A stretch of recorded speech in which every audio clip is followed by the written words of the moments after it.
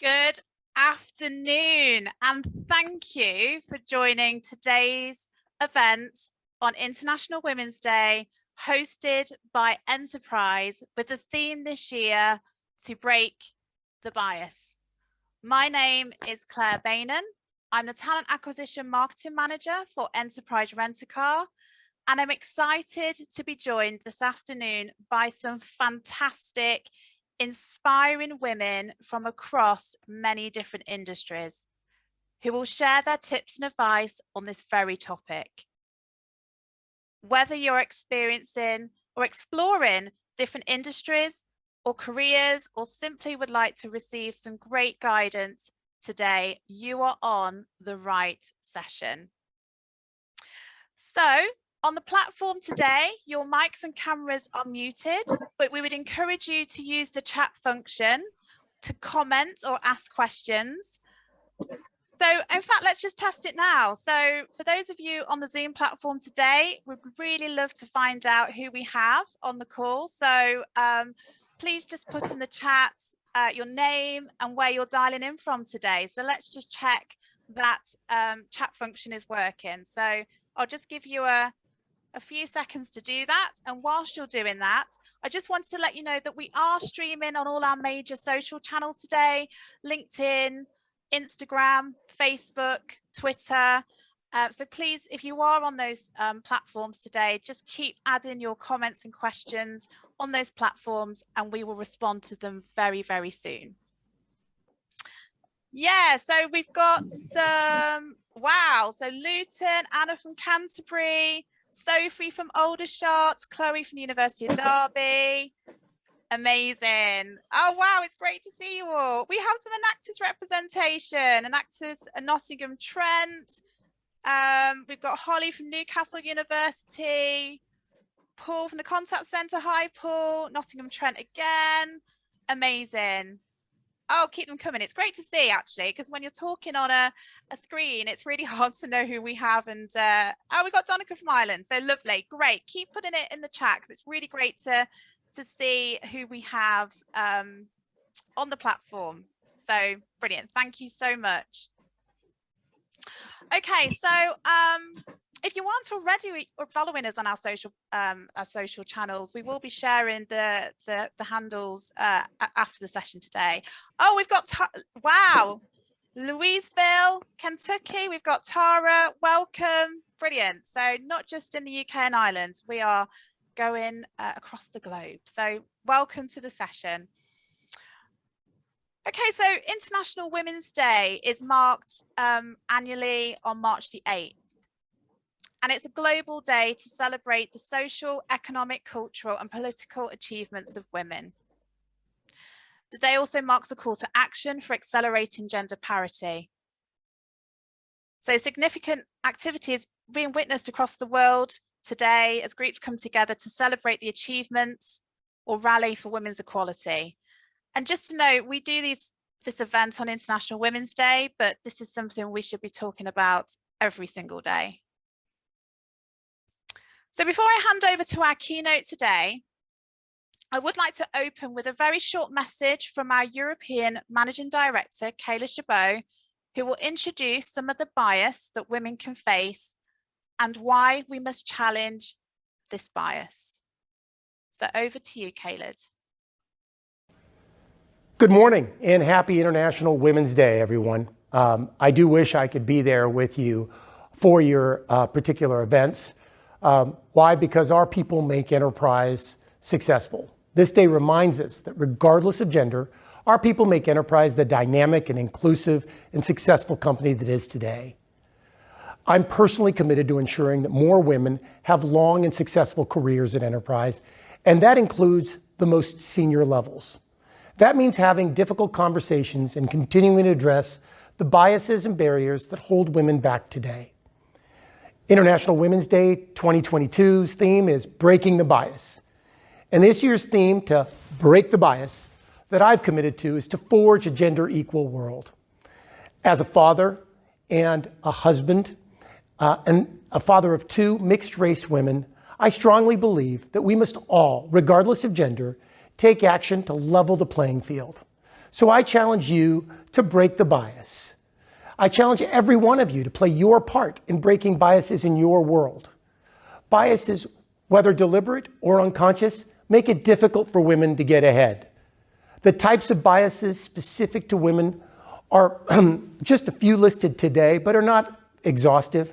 That's a performance bias, which incorrectly underestimates women's abilities. An affinity bias, when we gravitate to people who we perceive to be just like us. Maternal bias, falsely assumes that women, especially mothers, are less committed to their careers. Attribution bias, when women are given less credit for achievement and blamed more for mistakes. And likability bias is the mistaken perception that women who are assertive or show leadership qualities are less likable. Double discrimination or intersectionality also play a role, and that's when different types of discriminations interconnect and overlap, and that's called intersectionality. For instance, when women of color often face a double bias from both being a female and Black. Let's break the bias together. I'd like you to join me in breaking those biases. I wish you all the best with your events today, and thank you all for participating. And we all know we only get out what we put in. Happy International Women's Day, and have a wonderful time. Thank you. Yeah, thank you, Caled. And we've been doing some absolutely fantastic events actually internally within Enterprise this morning. So this has been a really great conversation all day. And you'll probably see some of that activity on all the social channels that you're following with Enterprise. So thank you for that message. And really interesting to find out actually all the different types of biases that are out there. And sometimes we just don't recognize our own bias. So it's a really great day to be able to self-reflect and understand those biases. Okay, so next I'd like to introduce you to our keynote for today. Katie Cornhill served in Her Majesty's Royal Marines Commandos for 6 years before becoming a firefighter, and today nominated as the most influential woman in the fire and rescue service. Katie works tirelessly as a diversity role model, a progression mentor for the Prince's Trust, and a Blue Minds Light champion. Striving to share her message on the importance of inclusion, Katie has appeared on various local and national TV programs to continue her campaign, and we are delighted to have Katie join us today. So welcome, Katie. Hello. Hello, Claire. Hello. Hello, everyone. Yeah, How are you today? You okay? I'm really good, thank you. Yes, not too bad at all. Excellent. Thank you. Yeah. So happy International Women's Day. So yeah. Yes. Okay, over to you. That's great. Thank you very much, Claire. That's a wonderful introduction. Really humbled. Wow, extremely privileged to have the opportunity to talk to everyone today and to share this space, really. So I am Katie Cornhill. I'm a firefighter. I have been a firefighter for 24 years. And as Claire alluded to, prior to that, I served in the armed forces. I've been asked to talk to you today about biases, about inclusion in general, which I think is the overarching topic, really. And also to highlight some of my personal journey and the biases I've faced and the struggles that I've faced. Now, I think this is a safe space on this virtual conference, and I'm very happy to share some of my very personal identity and personal experiences with you. I think that's really important to be able to do that, and I think it's something that sharing personal experience is really important when it comes to trying to make sure that we create inclusive workplaces, and workplaces where, as Caled has just alluded to in his speech, where the difficult conversations can happen that challenge bias and hold people back, because we have some amazingly talented people that are held back by biases in many workplaces. So I think today I'm here and I am taking action, as Caled also said, to break those biases. I'm playing my part in doing that, and For me, a lot of this is about my intersectionality. So that, for me, that means I am a female. That's my identity. I also happen to be a gay woman in a public service that can be quite challenging. And a part of my identity that I don't readily tell people, but happily will share in this environment, is I happen to have a non-cisgender identity as well. And that's important because those different intersectional identities have each given me challenges in my career and still do even today. So it hasn't ended for any of us, these challenges, and we need to keep up the energy levels to keep going. And these sort of discussions, one of the values of enterprise, I've done my research, Claire, you'll be pleased to hear, is a light bulb. I seem to remember an image, and that light bulb, what goes with it is that great things happen when we listen to each other, which is very important in the workplace, to talk and discuss these matters, because we achieve high levels of service, or in this case, high levels of inclusion and progress. And that's by taking the time to listen, to understand each other, and to understand the issues that can lead us into really great opportunities for every single person in the workplace.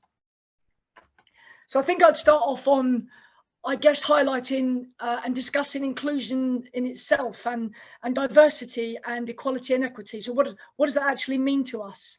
Why do we need it in the workplace? I mean, diversity is fundamentally about having a mix of people in the workplace that gives us benefits, where the outcomes are truly fundamental in what we're trying to achieve. The greater the mix of skills, experience, perceptions, ideas, and lived experiences, such an important issue to have lived experiences in the workplace. If we draw on those, consequently, we get better solutions. But what about equality? That for me forms the foundation of inclusion, and it's important that we understand that equality does not necessarily mean treating everyone the same. It's about taking everybody's differences into account, which is fundamentally very important. There's a distinction that needs to be identified between equality and equity. Equity is about removing the barriers that stop us from getting to where we want to get to, so getting to inclusion. However, the benefits of diversity, equality, and equity can only be achieved, or cannot be achieved, without creating a truly inclusive environment.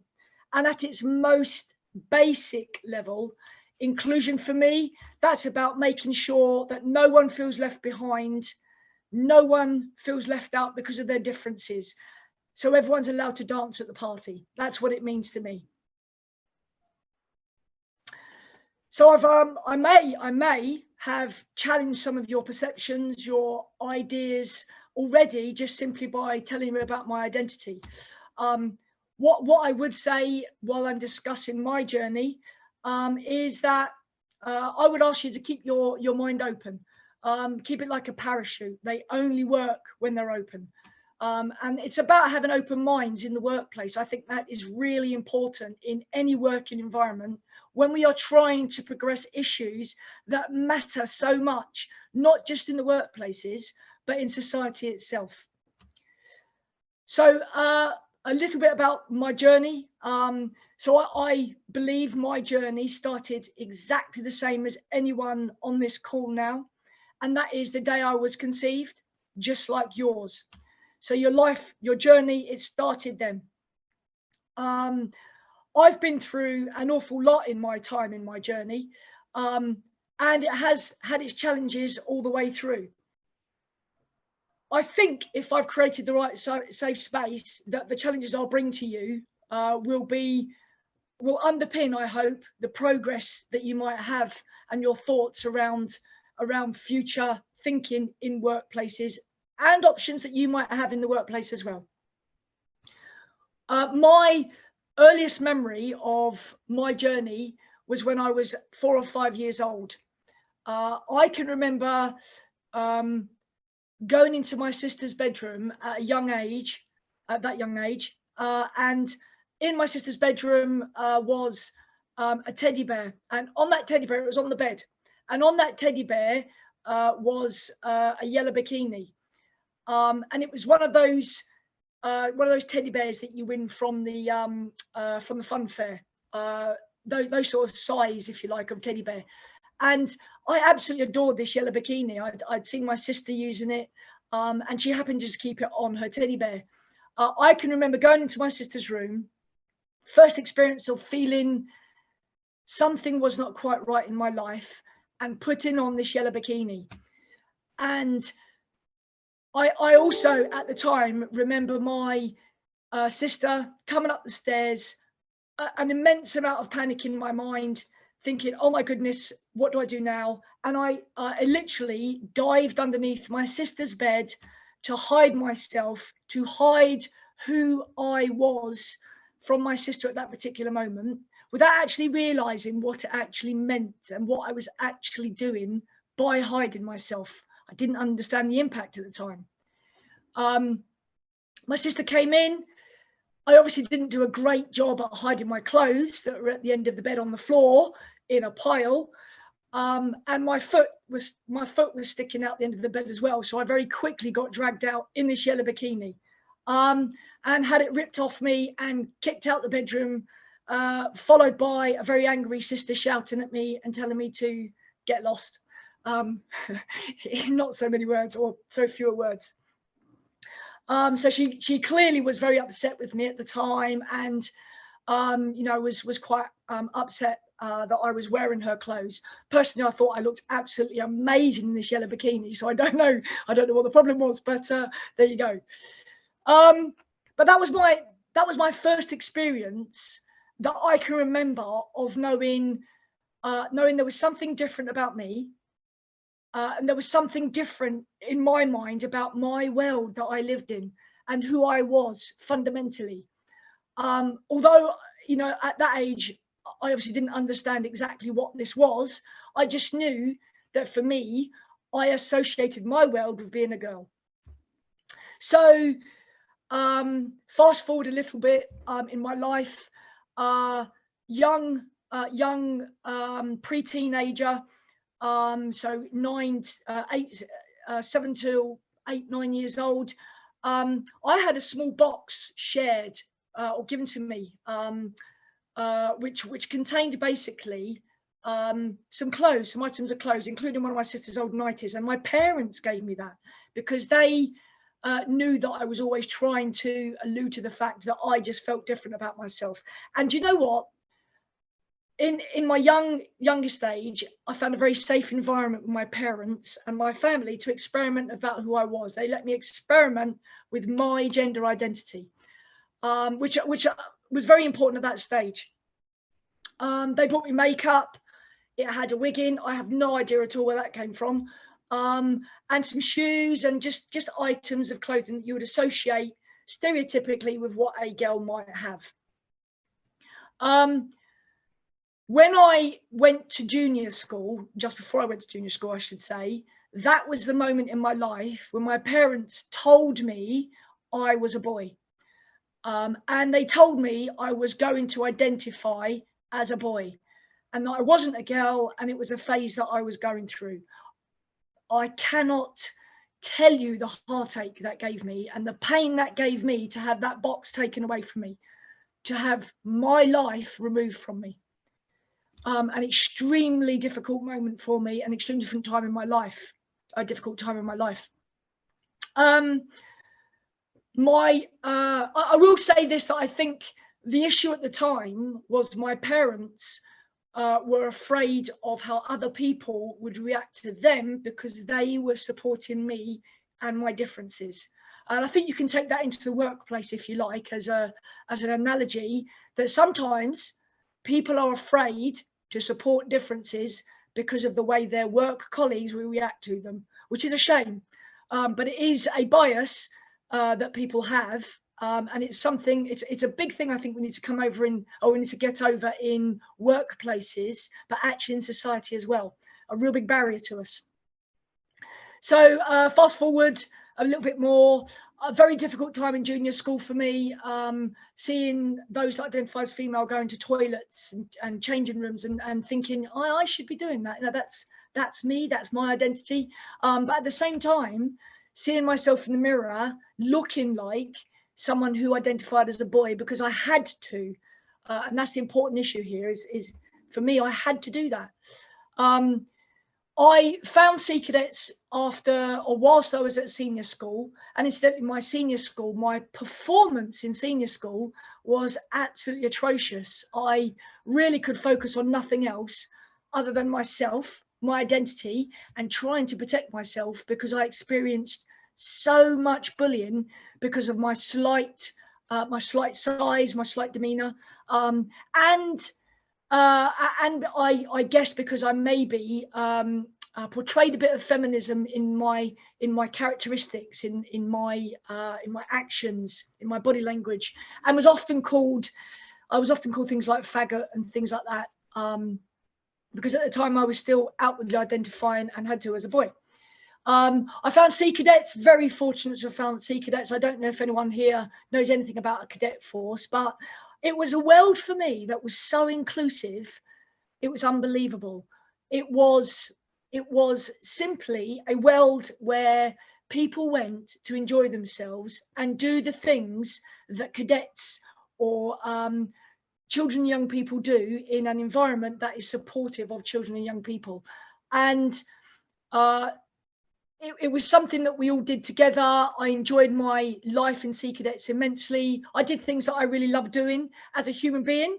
I liked walking, I liked running, I liked sports, I liked sailing, I liked going on adventures and putting a burden or a rucksack on my back and walking across lots of fields and not getting lost because I was very good at compass reading. So I was the one that they relied on. But I enjoyed doing that. And it was in Sea Cadets I had my interest. I got my interest in being in the armed forces. It just so happens I didn't want to join the Royal Navy, which obviously Sea Cadets is the junior Navy, if you like. And most people in Sea Cadets end up going to join the Royal Navy because it's a feeder into the armed forces, the Navy. Yeah,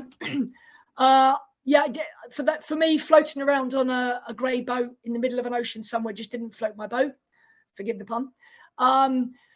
But what I did find was the Royal Marines, and I just enjoyed the soldier side of being a cadet, if you like, or being a person, as did many of my friends, whatever their identity was at Sea Cadets.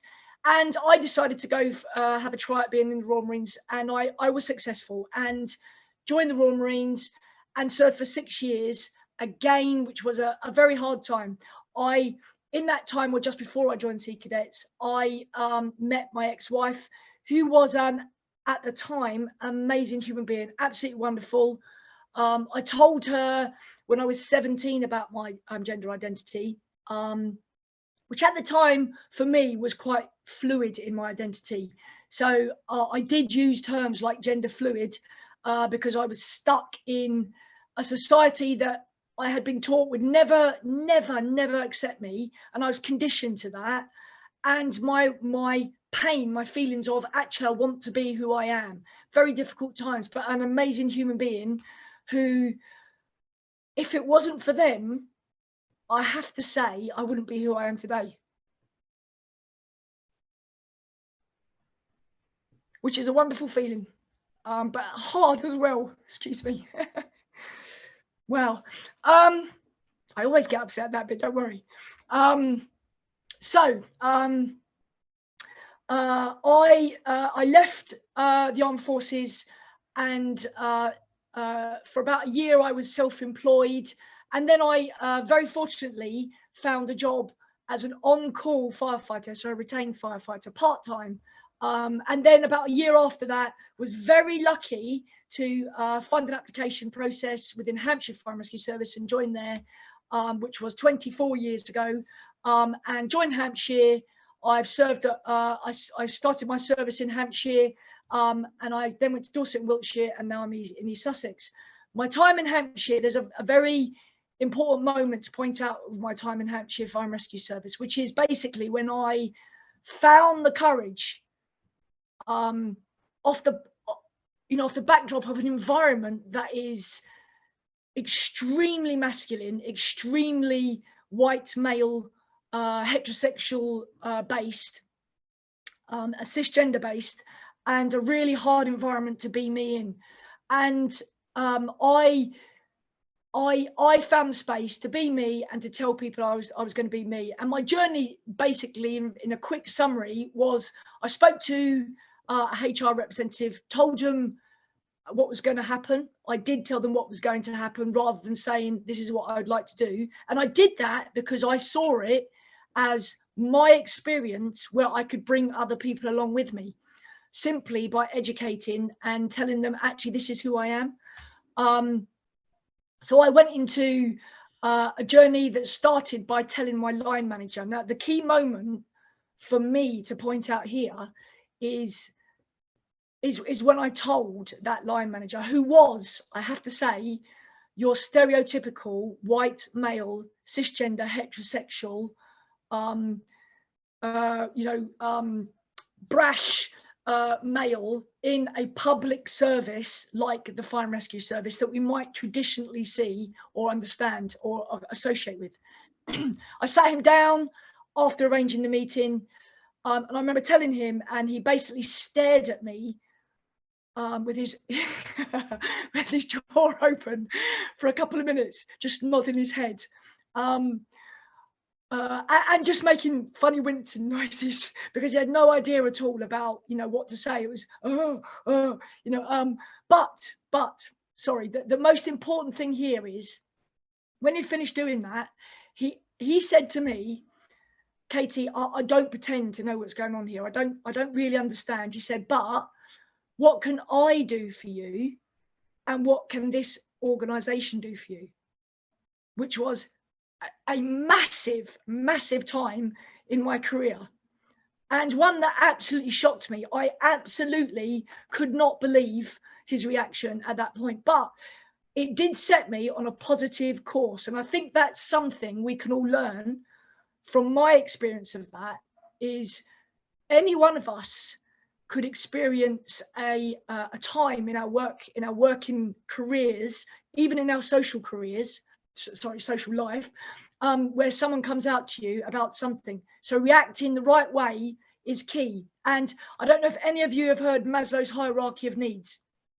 It's a motivational needs pyramid, if you like, hierarchy, where fundamentally your lowest motivational needs, psychological needs, such as safety, feeling belonging, feeling loved, have to be met before you can self-actualize and truly be who you can be. And that was an important moment in that for my journey. Now, there's one thing I think we can all be in our lives in workplaces, and that's role models. We've all got that opportunity, which kind of links to the bit I've just explained about my line manager. For me, he role modeled human values and our workplace values at the time, which were absolutely amazing. And I know that Enterprise have a number of values again, and one of them is about our open doors, or our doors are open, actually, I think it is. And that's about saying that we embrace differences. If I'm correct, Claire, we embrace differences that make us successful and unique. And each of us as human beings are unique. And that's really important as well, because we can all bring uniqueness and offerings into the workplace that others can't. So I'd just like to finish off by saying there's lots we can learn from a workplace. There's lots we can learn about each other's journeys that are fundamental for us sharing our progress and our movement towards a more inclusive environment. And in this particular case, for making sure that women are as equal in the workplace as their male counterparts. Thank you very much, Claire. Wow, Katie, that was amazing. Thank you so much for sharing such a personal story, but yet such an important message to share as we really kind of think about our own personal biases and the impact that has on the people around us, going into the workplace, transitioning into the workplace, Amazing. Thank you so much. And Katie will be joining us on the panel actually. So if you do have any questions for Katie, feel free to put them in the chat. And you've got some amazing messages in the chat, by the way, Katie, if you get a chance to look at that. So I'm now going to just quickly now introduce our hosts for today for the panel, and we'll get to Katie with some questions shortly, hopefully. So we do have Charlotte and Megan who will be hosting the panel and introducing our panel, which will include Katie. So please ask any questions and I'll monitor the chat. So hi Megan, hi Charlotte. Hello. Hi. Hello. Could you quickly introduce yourselves before we introduce the panelists? Yeah, Megan, do you want to go first? Yeah, sure. So hi guys, my name's Megan. I'm currently an assistant manager at Enterprise Rent a Car. I've graduated from the University of Chester last year and came back after starting with the company as an intern back in 2019. So really excited to be here today. Katie, I just have to say that was incredibly inspiring. I cannot wait to get started. Thank you so much for sharing that with us. That was incredible. Honestly, I have the biggest goosebumps ever. Honestly, it was incredibly inspiring. Thank you so much. Also, my name is Charlotte. I'm a third-year business management student at the University of Liverpool. I do a lot of work with Enactors, where I've worked with Enterprise before, and I'm also the campus brand manager. I'm looking forward to starting working with them in September, which is really exciting as well. Obviously, we've all heard from Katie to kick off our amazing International Women's Day event today, which I'm sure everybody is feeling just how me and Charlotte are right now, incredibly inspired, and I just can't wait to hear from our other panelists. So I'd love for all of our panelists to join us today, and we can get you all introduced to everybody watching along with Katie, and then we can get the event started. So if I could start off with Christine, if you'd like to introduce yourself to everybody. Hi everyone, my name is Christine and I am an area manager in South East London, working for Enterprise Rent a Car. I look after 5 branches within South London, where I'm responsible for kind of everything from an employee development perspective to customer service, to growth and profitability for Enterprise Rent a Car. Amazing, thank you so much, Christine. Welcome to the panel. And moving on, if we could introduce Sana.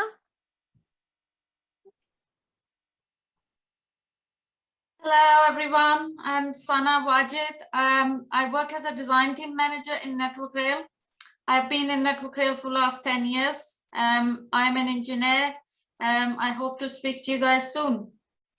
Thank you very much, Sana. It's lovely to meet you. Also, can we have Leslie come on? Hi, I'm Leslie Bosworth. I'm a director within Deloitte. And I'm the UK Alliance lead for our Salesforce Alliance. Additionally, I've just picked up the fantastic leadership of our early talent team. So 2 weeks ago, we had 270 early talent members join us, and it was just remarkable as to what they bring to the firm. So that's me. Thank you very much, Leslie. And moving on to Natalie, would you be able to give a brief introduction? Hi everyone, nice to be here today. My name's Natalie Tunstall-Chapman. I've just qualified as a solicitor into the construction and infrastructure team at DWF. Thank you very much, Natalie. And moving on to Jazz. I'm Sergeant Jazz Rea. I work for West Yorkshire Police. I actually work on an engagement team. So I don't know if you know anything about West Yorkshire, but we are a massive district with the 4th biggest police force. I cover West Yorkshire, but my specific district is Bradford, and I'm the Women and Girls Engagement Officer for the whole of Bradford and Keighley. So I really love my job because it involves speaking to so many inspirational women, and my role is to be the conduit between the women that I meet in these whatever groups they are, whatever setting there is, like community group or schools, and the police, and basically just to build a better bridge between women and the police. Perfect. Thank you very much, Jazz, and it's lovely to meet all of our panels that are all here today. What we'll do now is we have a few questions just to get the ball rolling a little bit, but we do really welcome all of you guys that are here watching today to submit any questions that you have, either using the chat function or on I think LinkedIn we have some there as well. So if you want to be putting some messages into the comment sections there, then we'll get them through sent over. But perfect. So with the first question, Katie, I'd like to come back to you if that's okay. So you talked a lot about the biases that was in your workplaces with your inspiring story. Honestly, I'll be going to bed tonight thinking about that. It's so incredibly inspiring. So I just wanted to know whether you've had to ever deal with any type of bias in your career and your journey, and how exactly did you deal with that? Thanks for the question. How long have you got? Yeah, I suppose yes, yes is the answer. I've had to deal with a lot of bias in my career from all areas of the community, if I'm honest with you. I would say that one of the biases that sticks out from early in my career when I came out of work was an individual who was clearly stuck in I'll say an archaic culture for a public service that just felt it was within their rights to abuse me once I'd come out, really. And I guess for me, how did I deal with that? I approached them informally to give them the opportunity to address their own values and their own biases. My line manager supported me after me to do exactly the same. And then finally, unfortunately, I raised a grievance and it ended up with a discipline procedure. Which is a shame, but those mechanisms are in place to protect people when the abusers, if you like, just don't know when to stop. And we need that in society, of course, which is it's unfortunate that we do, but we do need that. And I guess really one of the longer term biases I currently experience is actually within the community at the moment of non-heterosexual and non-cisgender individuals, really, which is a shame again, and that's because I don't tend to use there's an acronym called LGBT. I don't tend to use that term myself because it's quite an exclusive term in terms of the number of identities that there are out there, and we have to be when I talk to younger people nowadays, they're educating me about that. So that's wonderful, actually, to be fair. And they're recognizing and acknowledging the different identities that there are. So how do I deal with that? I remain true to my values, that I'm inclusive to all identities other than LGBT, and I certainly do not use the term, or I don't use the plus, because to me that is a totally invalidating way of identifying people. Just a personal opinion, but we've all got to move on from things like that. Thank you. Thank you very much for talking on that. And I think it is a shame that it had to come to that situation where somebody's left off, but if they're the ones that's stopping everyone being able to dance at the party, like you were saying, then it's the type of thing that really does need to happen. Yeah, of course. I was just going to say, I think it would be really interesting as well to ask Jazz as well, have you ever experienced this type of bias within your workforce, being in the police? Is this something you've experienced? Yeah, there is. Like you said, it's very much male dominated. And like I said, I joined when I was a mother. I had 2 kids under 5. I found that very difficult. So, and like I said, I'm very small in stature as well. So there's lots of biases. There was like a height bias. There was like a gender bias. There was a person of colour bias. But you don't know what, you're just fighting all these battles all the time. It is getting better, but yeah, you do face them. And the worst thing is, a lot of it is the unconscious stuff. People say things and do things, and you just think, ooh, that's a bit of a microaggression. And then sometimes you think, this is like, I can really feel for Katie there. Do you put up with it? Do you live with it? Or do you grievance people? You'd be here all day, flipping it. But I'd be grievancing people more than I'd be solving crime. How is it that you deal with that, Jazz? How have you dealt with that with your experience? It's been difficult. It has been. I mean, like you said, sometimes you just have to pick your battles. Depends how bad it is. I mean, like you said, in the police are so big. As an organisation, you can go from team to team, and so not every team is bad and not every person is bad, because it isn't. Obviously you would have to speak to line managers, and most of the time if you speak to an individual and bring to their attention, because obviously we base our things on professional policing standards, the code of ethics, the way that we behave. It's all about integrity, fairness and respect. So if you usually bring to someone's attention, then they're like, oh, they're on the back foot a bit and think, well, maybe people say things without realising it. But if it's blatant, or if it's deliberate, then yeah, you're going to have to bring it to management. I personally have always found that if I've had a word with somebody, so like, actually that's hurtful, or why did you say that? It's not very nice, or something like that. Then it usually stops. But like I said, there's lots of undercurrents. But as an organisation, generally, we are getting better because we are getting more. We have a positive recruitment drive, and we concentrate on the 9 protected characteristics. So like I said, like disability, not just about people of colour, it's about faith, religion, disability. So when we have more of a, what I would call a quality box of people, you know, then it's obviously a better workforce because everybody has a different skill set. So I think the more we carry on with positive action and recruiting people from different backgrounds, the better we are going to be as an organisation. Yeah, and I was honestly, like, it's one of those situations that's so hard to deal with, and hearing how different people approach it is really helpful, I think, to anybody who is experiencing that right now or could be going into a future where they could experience that. I was going to ask Christine, Christine, do you have anything that you would have ever experienced in this sense, or anything that you could give us advice on when it comes to experiencing bias in the workplace? First of all, let me say, Katie, that was a very, very inspiring story. So thank you so much for sharing that with us. And Jazz, I completely agree with what you were saying as well. I think it's not a specific organisation. I think it's general. I think we all face kind of bias every day. So if we can try and kind of tackle it head on versus maybe brushing it under the carpet, I think we'll all be better off. And I think we have a duty ourselves to make sure that we stand up for what we believe in. So, you know, if someone does create that bias, then, you know, I really like what you said, Jazz, there about just saying to somebody, you know, what you just said was really hurtful. And I think that may take people back, and actually that might be the only thing that's needed to maybe get somebody to really understand that what I said wasn't acceptable. And sometimes people aren't doing it from a place of, you know, being hurtful. It's just what they're used to and what they think is normal. So if we can normalize that, then I think we'll all be better off.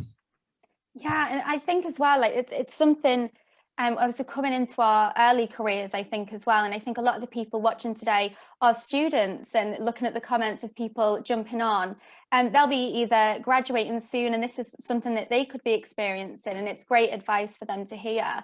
But Megan Dyer has given us a great question in our question box today. It's, how do you navigate power structures early in your career, trying to climb the ladder, versus later in your career when you had a more formal leadership role? And I think this would be a great one to direct to Leslie. If you could give us an answer on this one. How would you navigate power structures early in your career and trying to climb that ladder as somebody who could experience bias? I think it's a really interesting question. I've spent, if I start at the very early starts of my career, I joined an airline industry, and there was natural bias at that point, because even though I joined as part of the IT team, there was always the question about, do you fly? Are you a hostess? And getting away from that bias immediately is kind of, no, I'm not. I'm in the IT department. So there is a standing out for yourself and being really clear on pushing back and answering the question. When it comes to navigating your way around organizations at the very start, what I would say, I mean, my counsel would be, find yourself a mentor, find yourself a coach, get yourself known around the organization, but use that very small network, which it does start as a very small network, to help you navigate your way around. I mean, I've worked for some of the most complex organizations, but it is about making sure you connect and you find your way around through that coaching and that mentoring. And I think as you progress through your career, we all have that absolute need to go and support those individuals, to pull those individuals out, whether they may be female or male, actually, because I think, you know, there is this case that says absolutely, we need to make sure that we have a balance in the boardrooms, a balance at senior leadership, but it is about making sure that we pull those individuals through. So find a coach, find a mentor, absolutely connect to those, help them, get them to navigate your way around the organization, around the firm, but also push, put back into that relationship and that organization. But what I would say is just be you as well, because certainly within the industry that I am in, we are effectively contracting with people. We want that naturalness to come out, and that's how you find your way around the organizations. Thank you very much, Leslie. I think that's a really good point, is to find mentors. I mean, I feel like anyone would be willing to be a mentor nowadays, especially with all the women that's entering the workforce and finding that confidence as well to enter and just to learn from others as well. It's definitely something that's really helped me, especially in enterprise as well. So that's really good advice as well. Just talking about confidence as well. So obviously the effects of bias in the workplace, as much as it's really great to be able to deal with it, a lot of the time it can affect your confidence or even provide imposter syndrome. And that's when you doubt your abilities and feel like you aren't capable or good enough. So Natalie, I was wondering if I could come to you, and as you're a newly qualified solicitor, have you ever dealt with this or struggled with any of your confidence or anything? Yeah, definitely. I think as well, having trained during COVID and just the sort of uncertainty that brings, traditionally, like as a junior or trainee lawyer, you'd be in the office with people, you'd sort of learn by osmosis, sat next to them every day, and then to go from that structure to then suddenly like you're working behind teams, you just don't get that perspective of what's going in the office. Yeah, you definitely worry, like, as my development stalled as a result of that. And I think naturally as well, like, women tend to be a bit less sure of themselves. Like, I've heard a quote where it's something like, say if there's a checklist of 10 things for a job and a woman only has 8 of them, she won't go for the job. Whereas if a man has 8 or 7 or whatever, they would go for the job. And I think that is so relatable. So I definitely think, yeah, I've experienced that on qualifying, and I think just the sort of leap up to that next level of like the workplace. Personally, like how I've dealt with it, I've been quite honest with like, I'm lucky that I've got a manager who I can be quite frank with and have those conversations. I've said like, oh look, I'm pretty worried I'm not doing a good job or whatever. And sometimes, I'm not saying, constantly say like, oh, I'm not very good, just so someone will give you a compliment. That's not what it is. But it's also important that, people know, and they put an arm around you and they say, actually, you are doing a good job. Especially when we're not in the office as much, it's so easy to just get bogged down in your work and not really realize what's going on. But yeah, I definitely think the imposter syndrome is there, and I think it's important to take a step back as well and realize, oh, actually I've done, break up your little achievements that you've done and realize, yeah, I've done X, Y, and Z. I think that's so important. Yeah, so I just think that being honest about it, and speaking to other colleagues, mentors, people like that, because everyone's gone through it. It's just, if people don't talk about it, you kind of just presume you're on your own there, but you're really not. So thank you very much for that, Natalie. And just to follow up on that as well, to put a little bit of a more positive spin on that, we've had a question from Shay Carson, who's looking to work her way up into the law field as well, and she wants to know, how do you make yourself stand out, even tackling all these biases and everything? How can you kind of find that confidence in yourself to be like, no, I matter here and I can provide value? And how do you do that? I think it's important to be yourself. Like, I appreciate when you're applying for law firms, there's an element of, there's a formula with your applications, and you've got to, pull out the best bits. We all do that.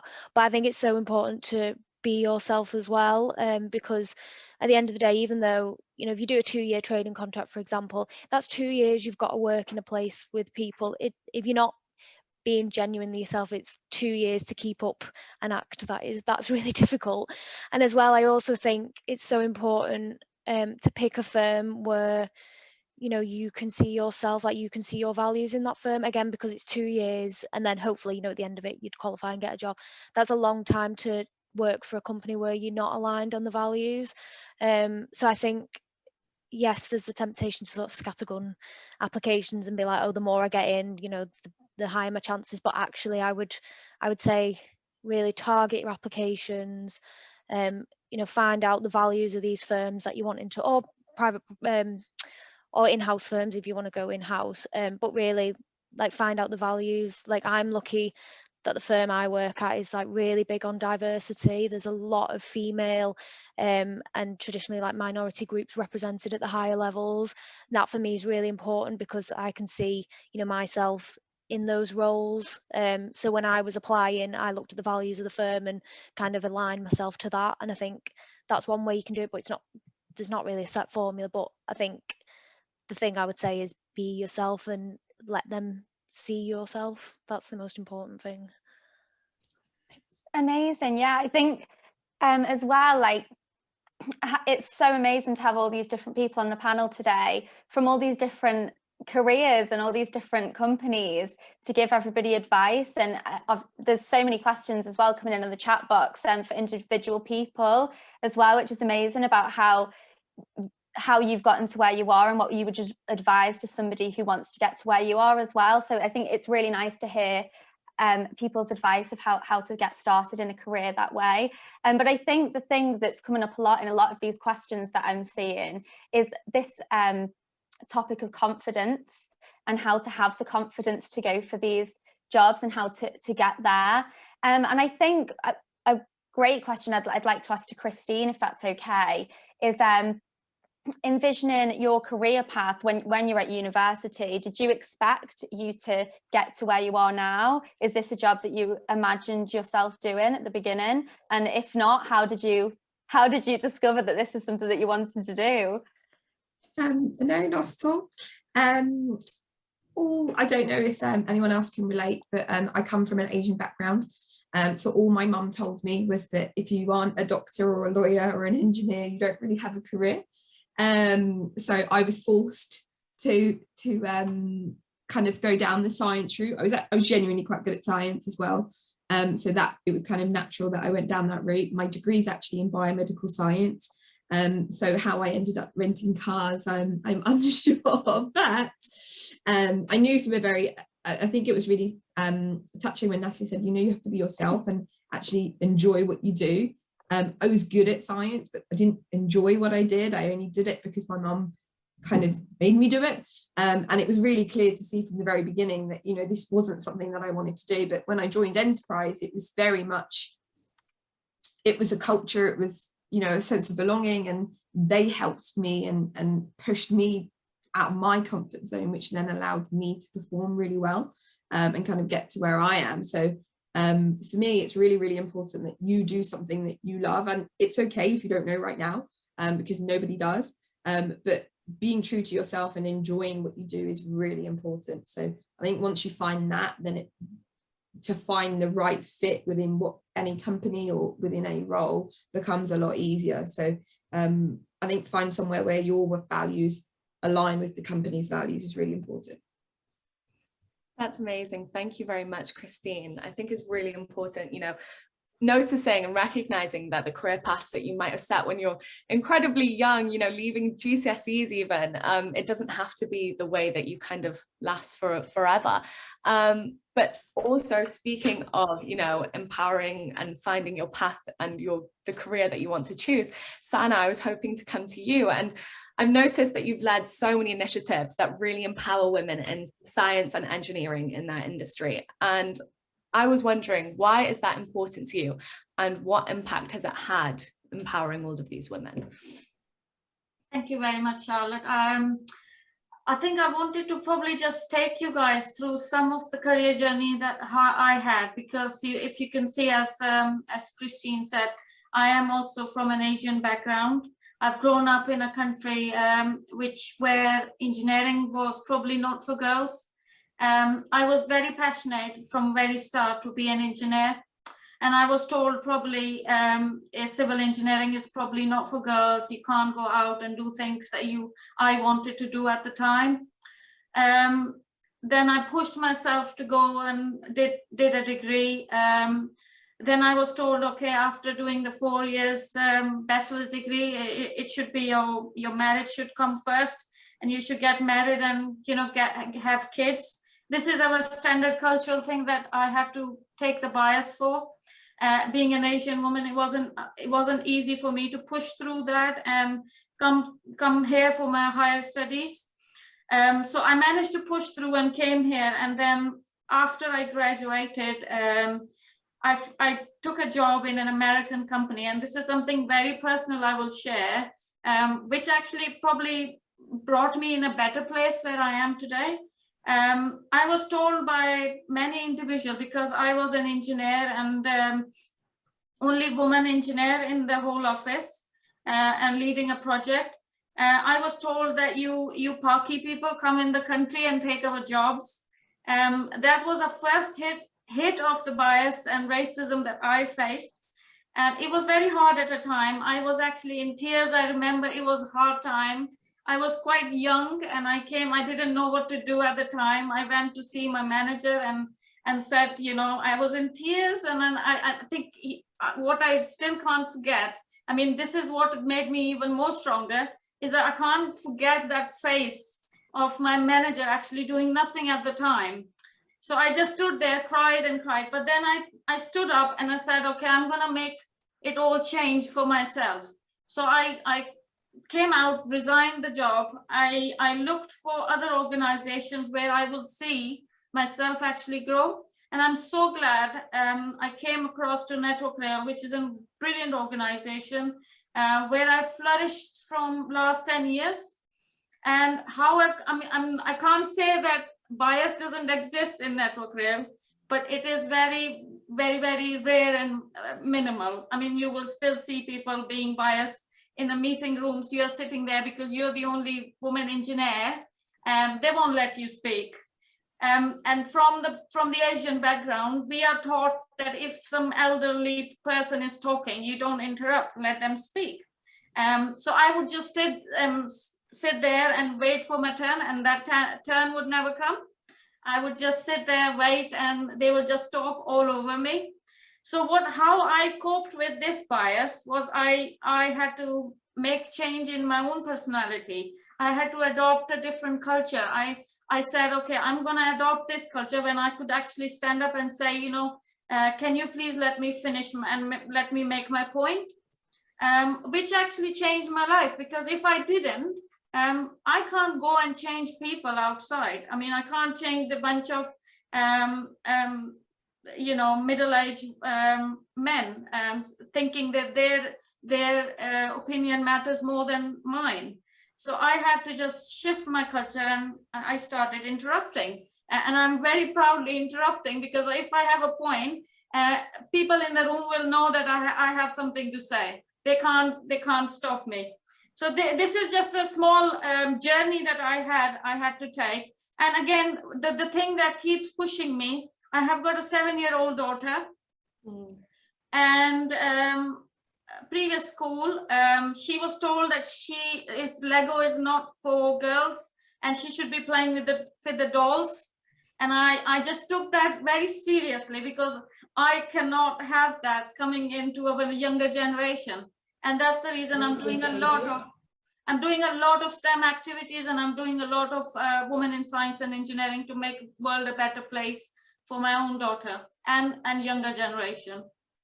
That's incredible. Honestly, Sana, it's so inspiring to hear as well how you grew in confidence throughout that experience to just establish yourself and say, no, you can't speak over me. I'm deserving of being here. It's amazing to hear. It's so inspiring. And I think I can personally as well take a lot from what you've just said. And I think I could use a bit of that myself as well. So thank you so much for sharing that. I've just spotted a question as well in our chat box from Amy Batchelor, asking, what would be the one piece of advice that you would give to somebody who's in a company with predominantly cis male employees? I thought this would be a great question to direct to Katie. Yeah, so first of all, Sana, what I would say is, can you get your daughter to wear fire kit and become a firefighter in the future? Maybe we need more women in the fire service. So that's the first thing. It's kind of been touched on here, but don't be afraid to be yourself. That's the really important thing. And I would say what I don't think has been said yet is believe in yourself as well, because we are just as good, you know, and it takes, you've got to believe in yourself and find the people to back you up. with that belief in the workplace. Leslie touched on finding the mentors or the champions, your champions, if you like. I think that's really important to do that. I think we've spoken about values, and we've spoken about finding organisations where your values match. Sometimes you can see a set of values that are written, and you can see a set of values on a website, but when you join that organisation, they're just words. That's all. They don't live their values. I can see that Jazz is smiling at that. Maybe it's a public service thing, I don't know. But there is a lack of truth sometimes in the values that are displayed in organisations. And if you ever get the opportunity to show your ability and lead the agendas to make sure those values are truly lived and even shape those values, I think that's one way of putting yourself above the environment that you're in, so to speak, and just be kind to yourself, be compassionate about yourself, live your authentic self, and always remember that your altitude is dictated by your attitude. That's really amazing, very inspiring as well. Thank you very much, Katie. I just thought I'd direct this question to Jazz, because basically I was wondering, has female representation improved in the police force? And after being such an ambassador for women, even just clear example being here with us today, why is it important to you to have more women joining the force? Absolutely. To be honest, the answer is yes, we are getting more women joining the police now. There was a time when I've been in 15 years now. So when I joined, I think it's risen massively. So much more women are actually joining the police as police officers. I think there's a misconception that if you join the police, everyone's a police officer. You aren't. There's police staff and there's police officers. So people got warranted powers and the people that haven't. So all of us make up the organisation. We do actually have more police female staff, as in do the jobs like like the SOCO jobs that go into scenes of crimes or taking the phone calls and logging jobs and things like that. But police officer jobs, I think we're only just behind the men, to be honest. The men are just pipping us, and we're actually joining us. So yeah, I would encourage it, because women do actually bring a different skill set to it. Like I mentioned before, I'm only tiny. I'm only a size 8. I'm not more than 5'2", 7.5 stone wet through. I ain't going to win many fights. So I think we have very good communication skills, and I can pride myself. I haven't had that many sort of scraps in the police. I won't win them. Thank God for the power. But no kidding.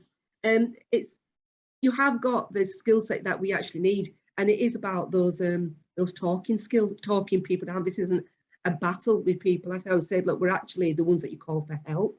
Yeah. And women, I think we naturally have. We show more empathy, we listen, we've got nurturing skills. And I do pride myself on that when we've been to jobs, you can be the one that talks someone down. You can be the one that said, look, I feel for what you're saying. End of the day, we do have a line of inquiry and the things that we need to do, but it's the way you do it. It's how you speak to people. And I honestly believe in karma as well. I think if you do something nice and out there, it's going to come back to you. And people appreciate if you're kind to them. I think kindness goes a long, long way. And I'm not saying the men are not kind. I'm just saying as women, I think sometimes we just exhibit these sort of characteristics more. So as women, yeah, I definitely recommend more women join the police, and especially women of colour, because at the moment that is our drive on positive action as people of colour to join the police, women, because we are lacking in that. And it's not in that, it's the language skills, cultural skills. There's so many different ways of thinking. Like when I go to some community groups, I speak different languages, and as soon as they see someone think, oh, well, you may be from my community, it really just breaks boundaries and it breaks barriers and everything. And from that, people can associate with you, and they're going to give you more information, and they're going to tell you things. And this is all about making the whole of our city a better place, because everybody in the public sector, we're there to help somebody else. So that's what it's about. It's about people speaking to us and want to speak and not seeing us as the enemy. No, amazing. I think I completely agree with what you're saying as well, that having more diversity and inclusion in any workplace encourages all these different ideas and experiences from people that can offer something different. And I completely agree with you there as well. It's so important. And I think, you know, time flies when we're having fun. We're getting to the end of our panel now, guys. But I was just going to ask one of our closing questions. So I'd just like to ask you all, I think I direct it to Leslie. Leslie, if you could answer this one first. You've all shared so much about your personal experiences, your careers and your personal life. And I'm sure everybody here is feeling so inspired today. And I think looking back at your younger self, what advice would you give to yourself knowing what you do now? What advice would you give to your younger self, just starting out in your career, starting out on those challenges that you've faced in your careers to date? What advice would you give to your younger self? Leslie, if you could kick that one off. My God, what a question. I guess I'd start by saying I have loved my career. I've had a brilliant career and I've made it what it is. But what I would say is, if I was starting all over again, believe in yourself. Believe in yourself now, because don't leave it for another 10 or 15 years, because that time there, you could be doing all sorts of stuff. You could be changing the world. So believe in yourself now. And be the real you now. Don't leave it until you're well into your career. And that's someone talking from experience there. Perfect. Thank you, Leslie. Leslie, that's very, very inspirational. Sana, would you like to go next? I think what I usually tell my younger self is, if you are not going to bring change, like if I didn't bring the change, who will? If I didn't stand up for myself, nobody else is going to come and say, Sana, please, would you like to speak? So it is time for you to stand up for yourself. And also, sometimes we talk about D&I, but we don't fully understand what D&I means. Diversity is everywhere in the world. We talk a lot and we are very good in diversity, but we are not very good in inclusivity. I think inclusivity is the key. And again, representing ethnic minority, I feel sometimes, even being ethnic minority, we are not very inclusive of ourselves. So how can we actually be, other people will be inclusive towards us? So we need to be, as an even ethnic minority, we need to include people with a majority ethnic background people. So it empowers yourself and the other people to actually make it a bit more inclusive background everywhere. Thanks, Sana. I think that's some great advice. Yeah, I completely agree. I think it is so important that we're all inclusive. It's one thing being diverse, but all being inclusive. I think that's really, really inspiring. Thank you so much. Jazz, if we could ask you next, what advice would you have for your younger self starting out in your career? I'm going to say, don't ask me. I wanted to be in the RAF. That's so true, honestly. When I was younger, that's what I really wanted to do. And then, unfortunately, like I said, my mother said, no, Asian girls don't join the RAF. Go and get a pink and fluffy job. So I actually joined the police later in life. But only when I had the confidence to do it. So my younger self would have been to say, stand on. Say, actually, that's what I really wanted to do, because I had the confidence for it, but I just wasn't given the opportunity. I didn't have that support. So I know it's hard. I know it's really difficult, because like with cultural values and things like that. What I would say is make positive steps. So, for example, the confidence thing, try to hang around with people that do really good presentations or are really confident speakers. Just try to get in their little paths of what they're doing right, and just sort of like follow them a bit. And also, if you have an industry that you really want to go into, approach them. Don't be afraid of approaching that organisation. Most of these organisations, like I said, they do have a strategy on DEI, and they do have mentors, and they will reach out to you. I've had it. I've had lead students come to me.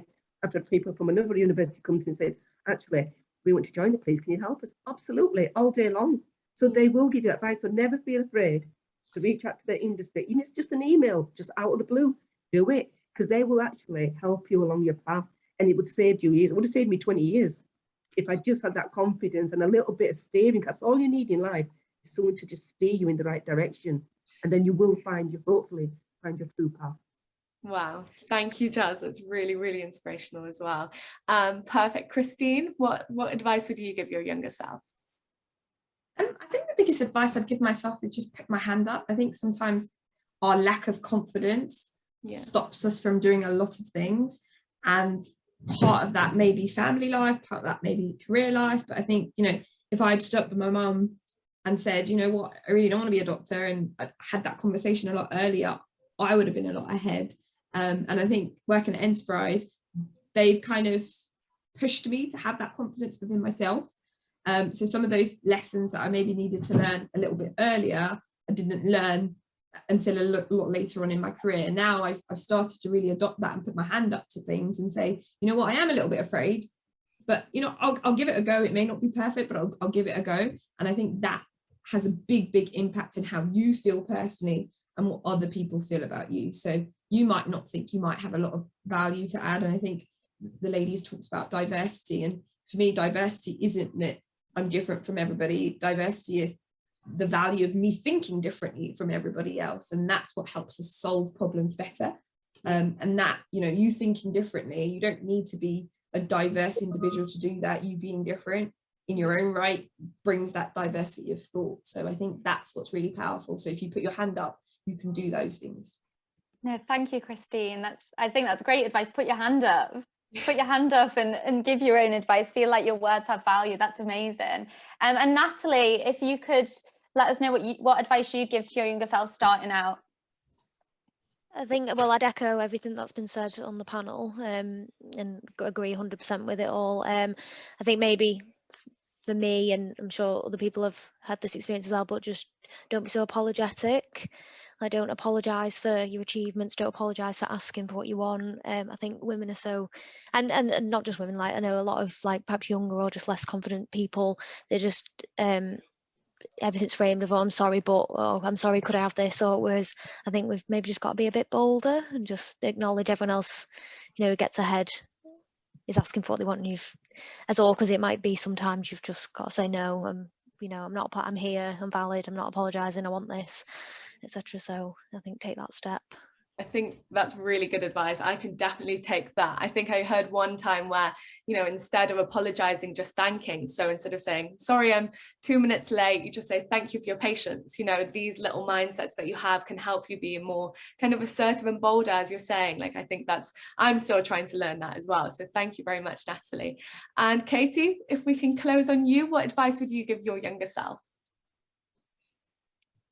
Wow. Well, there's loads of really good advice that's been given. So I love the put your hand up. I love that. Well done. That's a really good one. When you said that, actually, Christine, I immediately started thinking of that song, Put Your Hand Up for Detroit. I immediately started in my mind. Yeah. Woohoo. So, I suppose I would say don't compromise.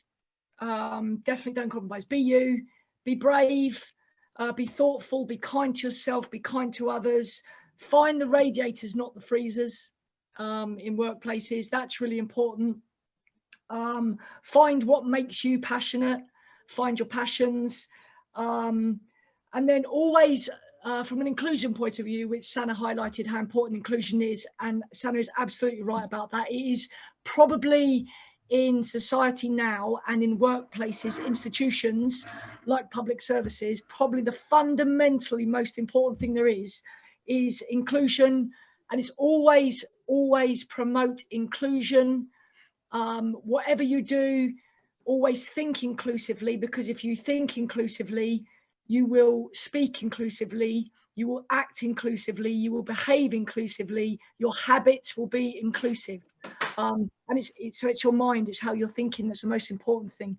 And that's important to shape the leadership narrative that we have in workplaces and in society as well. But legislation, I believe, is very burdensome, it's very restrictive. Go above and beyond. Thank you so much. Wow. Honestly, all of you all, I'm so inspired and so empowered as well. I feel like I'm just going to go away from here and just start, you know, making some big moves. What about you, Megan?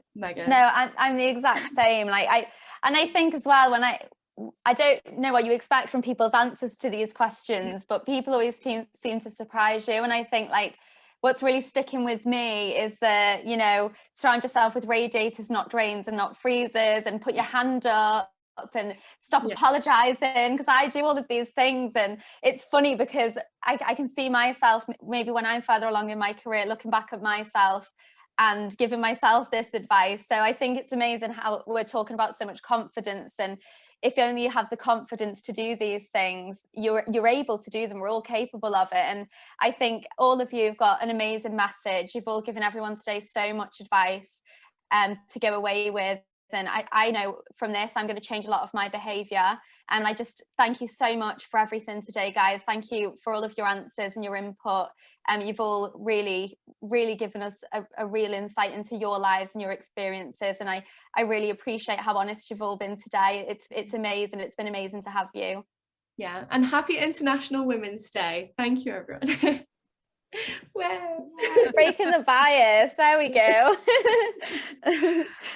Excellent. Charlotte and Megan, amazing hosts. Thank you so much. They've never done anything like this before. So, you know, still really young in their careers. So thank you so much for having the confidence to step out of your comfort zone and host today. And thank you to all our amazing panelists. Sorry, it just went so quickly.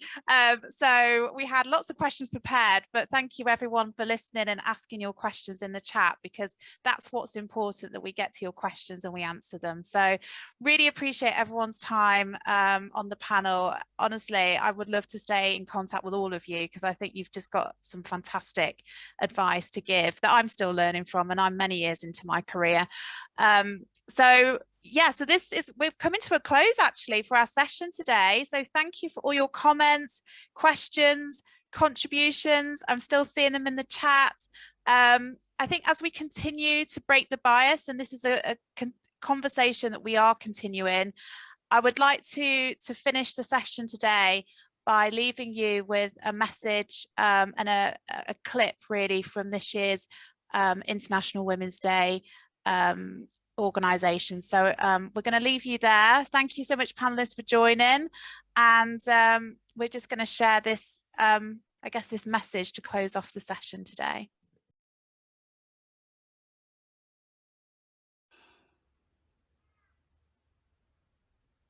Bias is a wall. Every word is a brick. Saliva is cement hardening the way that we think about gender or a group of people. A wall that separates us from the fact that we are all equal.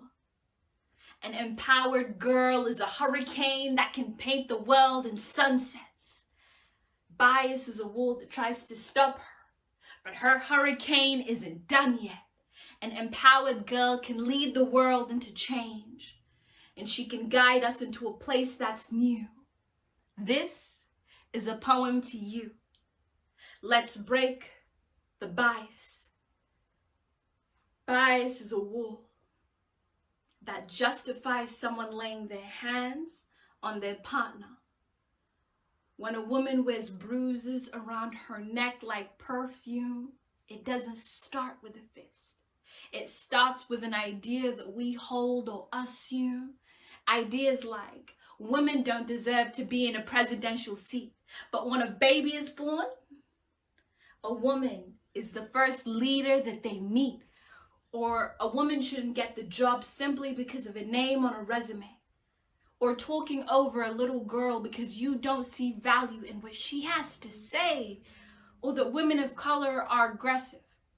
When I think we're just strong, and it is our strength that has the power to transform a scream into a song. An empowered girl is a lit matchstick that can burn into a fire. We need to knock down this wall so she can climb onto the rubble and stand higher. Let's break the bias. We can break the bias by knocking it down brick by brick. We can start by diversifying the friends that we pick. We can become conscious of our bias, conscious of the way that we treat people because of their age, education, or gender. It is through being conscious that a timber heart can become tender. We can remember that being biased doesn't make you a bad person. You can knock down a wall and turn it into stairs. It is through having the courage to confront your prejudice that you can show the world that you care. The future is calling on you to shape it. Will you be there? Let's break the bias.